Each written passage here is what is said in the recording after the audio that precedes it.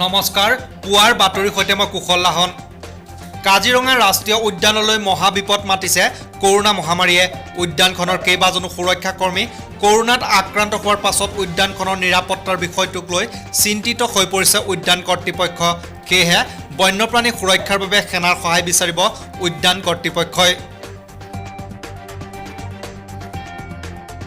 দেশৰ 10খন গ্ৰীষ্মপ্ৰধান নগৰৰ তালিকাত অন্তৰ্ভুক্ত উত্তৰ পূৰ্বাঞ্চলৰ প্ৰাণকেন্দ্ৰ গুৱাহাটী মহানগৰ উল্লেখনীয় যে ভাৰতীয় বতৰ বিজ্ঞান বিভাগ আৰু স্কাইমেটৰ তথ্য অনুসৰি 5 আগষ্টৰ দিনটোত গুৱাহাটীৰ পাৰাস্তম্ভৰ ঊৰ্ধ্বমুখী গতিয়ে সৰ্বকালৰ ৰেকৰ্ড ভংগ কৰে 5 আগষ্টত গুৱাহাটীত সৰ্বাধিক তাপমাত্ৰা আছিল 38.6 ডিগ্ৰী চেলছিয়াছ তেজপুৰত হঠাৎ উপস্থিত সেনাপ্ৰধান মুকুন্দ নৰৱন সেনাৰ ফ'ৰকৰৰ মুখ্য কাৰ্যালয়ত উপস্থিত হৈ জেনেৰেল নৰৱনে বুজ ল'লে অস্ত্ৰ ভাণ্ডাৰৰ অন্যহাতে অৰুণাচল সীমান্তত অধিক ফাইটাৰ জেট মোতায়েন সৃষ্টি হৈছে যুদ্ধকাল পৰিৱেশৰ কৰোনা মহামাৰীৰ পৰা মুক্ত নহওঁতেই চীনত এইবাৰ টিকবৰ্ণ ভাইৰাছৰ সংসাৰী ৰূপ এই নতুন ভাইৰাছে প্ৰাণ ল'লে 7জনৰ আক্ৰান্ত 67 জন উল্লেখ্য যে এবিধ বিশেষ প্ৰজাতিৰ চিকৰাই কামোৰাৰ পাছত এজনৰ পৰা আন এজনলৈ সংক্ৰমিত হয় এই ভাইৰাছ কৰোনাৰ দৰে এইবিধ ভাইৰাছৰো ওলোৱা নাই দৰৱ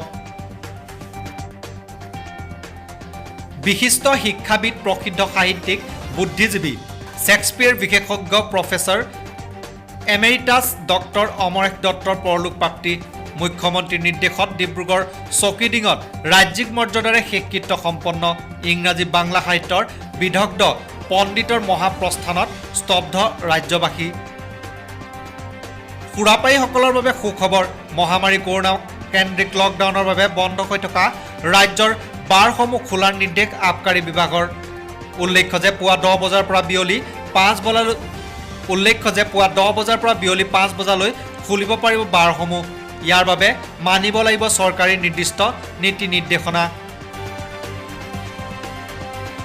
শোণিতপুৰ জিলাত ঠেলামাৰা কাণ্ডক লৈ ৰাজ্যজুৰি উত্তেজনা অব্যাহত পৰিস্থিতি পৰ্যবেক্ষণ কৰি এডিজিপি জিপি সিঙৰ ঘোষণা শীঘ্ৰেই জালত পৰিব দুষ্কৃতিকাৰী ইতিমধ্যে ঘটনা সন্দৰ্ভত আৰক্ষীয়ে 4টাকৈ গোচৰ পঞ্জীয়ন কৰাৰ লগতে আটক কৰিছে 4জন লোকক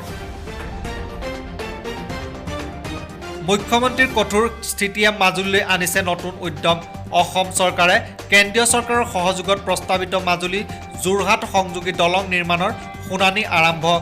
উল্লেখ্য যে যোৰহাট মাজুলী সংযোগী দলং নিৰ্মাণৰ ধাৰ্য কৰা বাজেট হৈছে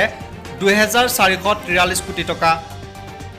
কৰোনা ৰোগীৰ বাবে সুখবৰ বজাৰলৈ আহিল কৰোনাৰ দেশীয় ঔষধ বিখ্যাত ফাৰ্মলুপিন লিমিটেডে প্ৰস্তুত কৰা দেশীয় ঔষধ কুবিহল টেবলেট এটাৰ বজাৰ মূল্য 49 টকা ইতিমধ্যে জৰুৰীকালীন অৱস্থাত এই ঔষধ প্ৰয়োগৰ অনুমতি লাভ কৰিছে ফাৰ্মলুপিনে